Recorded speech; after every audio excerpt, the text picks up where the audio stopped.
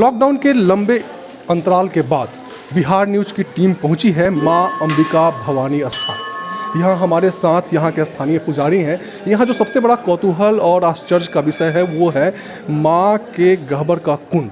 क्या है ये कुंड और ये क्यों आश्चर्य का विषय है, इसी विषय में इनसे जानते हैं। बाबा, क्या हुआ आपका नाम? रंजीत कुमार तिवारी। ये कितना आश्चर्यजनक है कुंड, क्या कहानी है इसकी, संक्षिप्त में बताएं।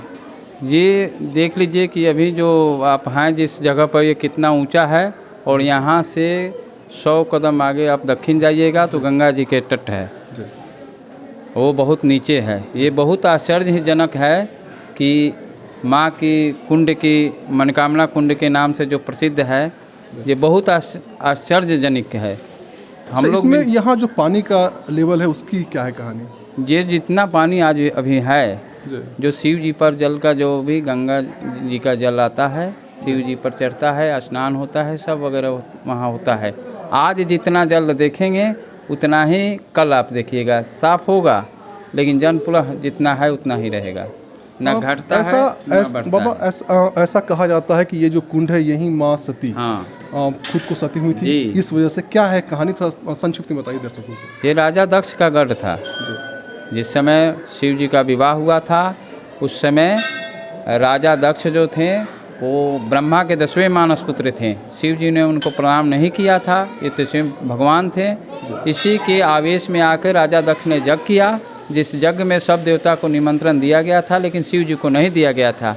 माँ के द्वारा जब जानकारी हुई तो वो अपने मायके में आने के लिए जिद करने लगी। इसी कारण वहाँ से जब आई तो यहाँ पर देखी कि सब देवता का स्थान है, लेकिन मेरे पति शिव जी का स्थान कहीं नहीं आए। तो पिताजी से बातचीत होने लगा। इसी क्रम में आके सोचने लगी कि अब तो ना हम इधर के रहें और ना ही हम उधर के रहें। तो सब पत्नी सबका बर्दाश्त कर सकती है, लेकिन पति का अनादर कहीं बर्दाश्त नहीं करती है। तो उसी समय उस कुंड के में ही जो जग हो रहा था, उसी में आके कूद गई। मतलब ये जो कुंड है वही कुंड है? ये वही कुंड है। ये उतना सिर्फ दिखाने के लिए छोड़ा गया है। अभी आप जाके अंदर देखिएगा तो कुंड की आकार मिलेगा आपको। अच्छा, पूरा का पूरा जी, ये एक मनमंत्र की कहानी है जो मिट्टी की। अच्छा, यहाँ जब माँ सती हुई तो फिर यहीं से उनके शरीर को जी जब सती हो गई। और दूसरे कहानी, दूसरे मनमंत्र की कहानी है जो राजा सूरत और समाधि बैस के द्वारा ये मिट्टी की मूर्ति। आप पहले दर्शकों को ये चीज बता दें कि जब सती हो गई थी उसके बाद उनके शरीर का यहाँ से करके जी, और कितने जगहों पे कहाँ ये 52 खंड हुआ है, जिसमें 19 अपना देश में है। अच्छा, तो 52 टुकड़े हुए थे, जिसमें 19 टुकड़े पटना में अपने यहाँ हैं। पटना में पटन देवी हैं, कलकत्ता में काली माँ है, मुंबई में भी है। इस तरह 19 अपना देश में है। ये अब आइए, यहाँ शक्तिपीठ नहीं है, ये सिद्ध पीठ स्थान है। ये जो है ये सिद्ध पीठ है। आइए अब कुछ जो लोग हैं यहाँ जो आए हुए हैं दर्शन करने, उनसे भी बात करते हैं। कहाँ से आप आए हैं? डोरीगंज से आए हैं। डोरीगंज से आए। क्या हुआ आपका नाम? गाड़ी पूजाने आए हैं यहाँ पे। अच्छा, अपना 10 चक्का लिए हैं तो आए हैं गाड़ी पूजाने।